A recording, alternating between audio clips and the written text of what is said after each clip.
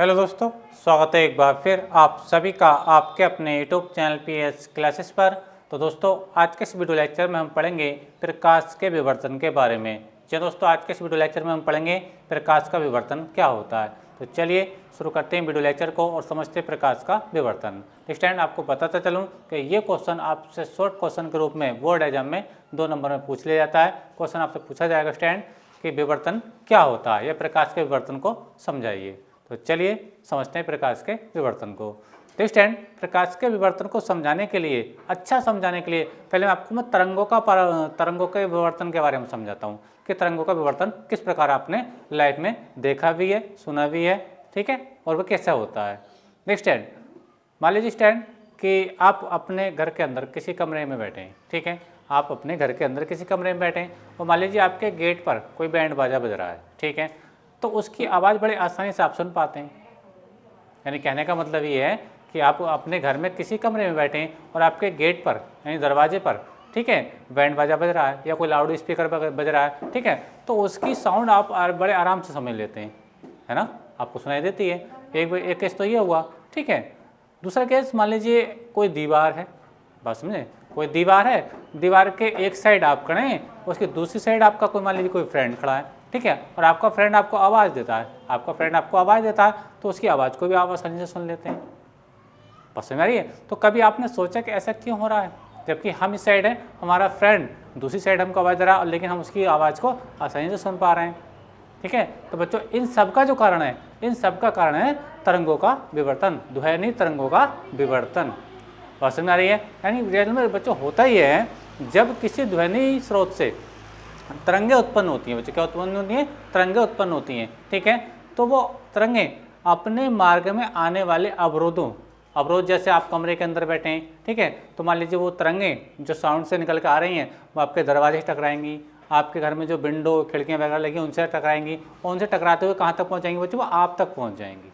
बात समझ में आ रही है। तो तरंगों का अपने मार्ग में आने वाले अवरोधों पर पड़कर किनारों की ओर मुड़ना क्या कहलाता है बच्चों, तरंगों का विवर्तन कहलाता है। उम्मीद करता हूँ मेरी बात आपको समझ में आ रही होगी। यानी अगर बाहर कोई लाउड स्पीकर बजा है और आप अपने कमरे के अंदर बैठे हैं तो उसका आप तक सुनाई देना, ठीक है, क्या है कि जो ध्वनि तरंगें हैं वो आपके दरवाजे खिड़कियों के माध्यम से होते हुए, ठीक है, मुड़ करके, है ना, जब उन पर खिड़की पर आकर टकराएंगी, टकराने के बाद वो अंदर एंट्री कर जाएंगी, अंदर आप बैठे तो आप तक पहुँच जाएंगी, तो उसको आप आसानी से समझ पाते हैं, अर्थात सुन पाते हैं। तो इन सब का कारण क्या बच्चों, तरंगों का विवर्तन।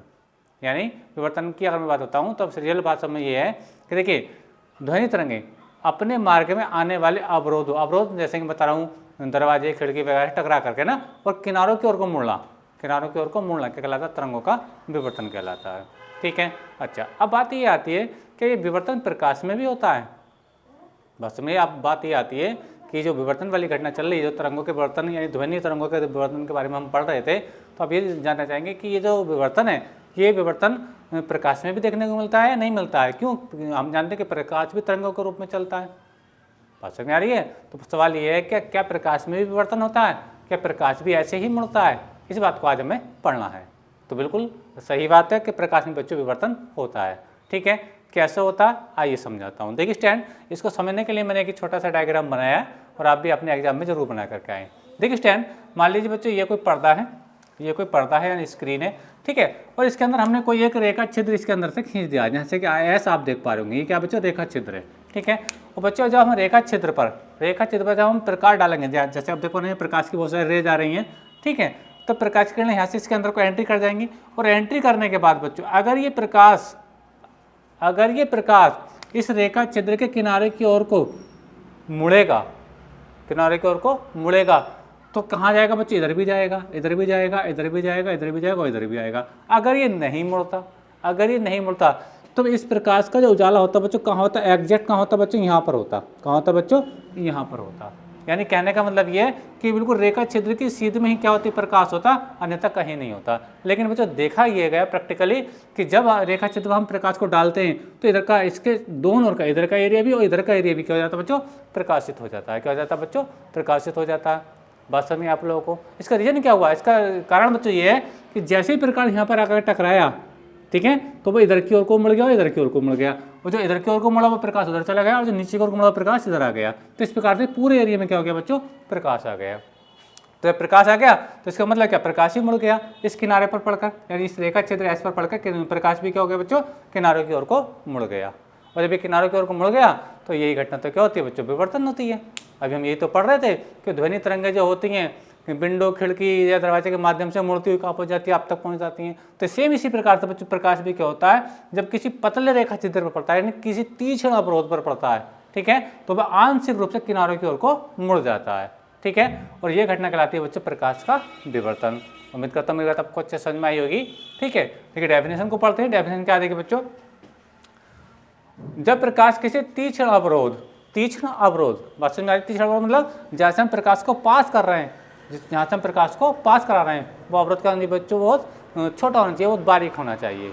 बारीक कितना होना चाहिए, जैसे मान लीजिए, जैसे आप ब्लेड ने देखा होगा, ब्लेड देखा है ना, मान लीजिए कोई कांच की प्लेट है, कांच की प्लेट में मान लीजिए आपने एक साइड से उसको पेंट कर दिया, काला पेंट कर दिया, और ब्लेड की नोक से आप उसने इसके अंदर एक चीता खींच दिया, यानी एक लाइन खींच दी, बस में तो वहाँ से उसका पेंट हट जाएगा।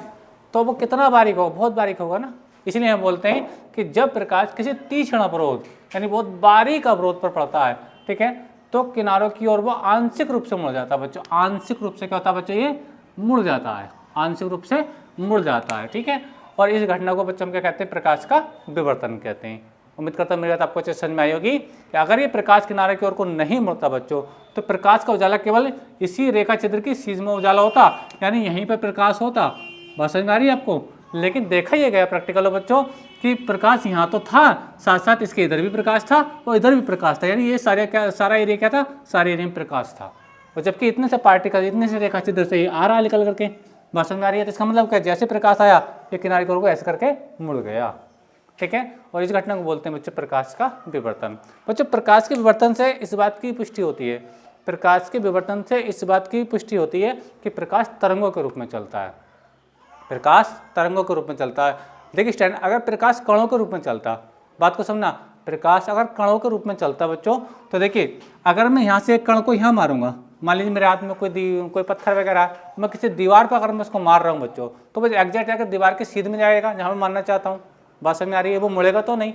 यानी कहने का मतलब ये है, अगर प्रकाश कण होता तो एग्जैक्ट ज़्यादा कहाँ टकराता, यहाँ जाकर टकराता, उसको इधर उधर से कोई मतलब ही नहीं था। समझ रहा है मेरी बात। अगर प्रकाश कोई कण होता है, कणों के रूप में चल रहा होता, यानी तो कण होता तो सीधे जाकर कहाँ टकराता, यहाँ जाकर टकराता, इसके बिल्कुल एग्जैक्ट सीध में टकराता, ठीक है। लेकिन टकराने के बाद हमने देखा क्या कि प्रकाश, मतलब प्रकाश की बात करते हैं तो यानी इसका उजाला कहाँ होना चाहिए था, यहीं पर उजाला होना चाहिए था, जैसे कि मैं आपको बता रहा था, क्योंकि प्रकाश यहाँ से आ रहा था, इसी की सीध में उजाला होना चाहिए था। लेकिन रियल में ऐसा नहीं हुआ। रियल में क्या हुआ, प्रकाश जैसे आया और इस टाइप से किनारे की ओर को मुड़ गया, ठीक है। तो प्रकाश के विवर्तन से बच्चे इस बात की पुष्टि होती है कि प्रकाश तरंगों के रूप में चलता है। कण के रूप में चलता तो यहीं जाकर क्या हो जाता बच्चों, प्रकाश होता, बाकी एरिया में क्या रहता, अंधेरा रहता, जबकि ऐसा नहीं देखा गया। मेरी बात आपको अच्छे समझ पा रहे होंगे कि मैं क्या बोल रहा हूँ, ठीक है। तो स्टैंड, उम्मीद करता हूँ कि आपको प्रकाश के विवर्तन के बारे में अच्छे से पता चल गया होगा कि प्रकाश के अंदर भी क्या होता है बच्चों, विवर्तन होता है, ठीक है स्टैंड। लेकिन प्रकाश के विवर्तन की घटना को देखने के लिए बच्चों ये जो रेखा क्षेत्र होते हैं बच्चों, ये बहुत बारीक होने चाहिए। क्या होना चाहिए बच्चों, बहुत बारीक होना चाहिए, ठीक है स्टैंड।